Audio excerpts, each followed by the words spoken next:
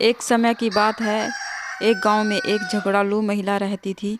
उसके इस स्वभाव के कारण गांव का कोई भी व्यक्ति उसके साथ बात करना पसंद नहीं करता था। अगर उसका कोई साथी था, बस वह था उसका मुर्गा, जिसको वह हमेशा अपने साथ रखती थी। गांव के सभी लोग चाहते थे कि वो गांव छोड़कर चली जाए। इस वजह से वह महिला भी सभी लोगों से नाराज रहती थी। एक दिन उसने गांव छोड़ने का निर्णय ले लिया। उसने गांव वालों से कहा कि कल मैं गांव छोड़कर चली जाऊंगी और फिर तुम्हें पता चल जाएगा।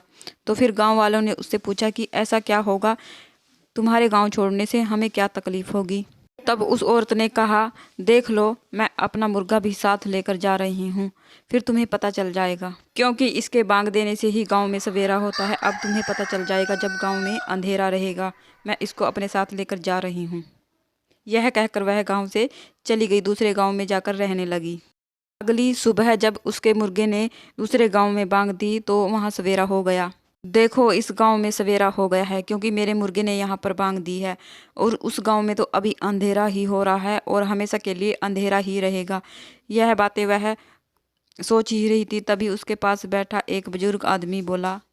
तभी वहां बैठे एक बुजुर्ग आदमी ने कहा, बेटी, तुम गलत सोच रही हो।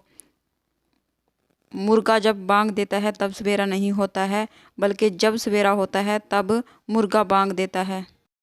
जब सूरज उग जाता है उसके बाद मुर्गा बांग देता है। यही प्रकृति का नियम है।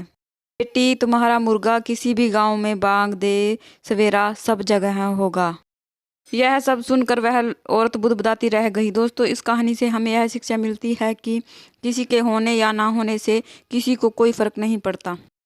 दोस्तों, ऐसी रोचक कहानियाँ जानने के लिए मेरे चैनल को सब्सक्राइब करें और वीडियो को लाइक करें। साथ ही चैनल को सब्सक्राइब करें। तो फिर मिलते हैं एक और रोचक कहानी के साथ। तब तक के लिए धन्यवाद।